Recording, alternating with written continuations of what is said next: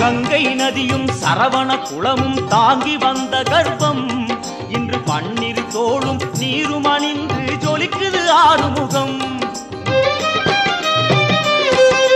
மாங்கனி கோபம் பழனி மலை மேல் முடிந்ததையா, காவடியாட்டம் அந்த மலை மேல் பிறந்ததையா.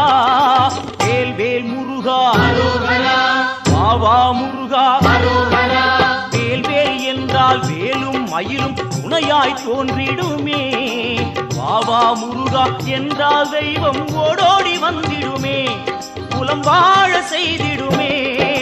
முருகையா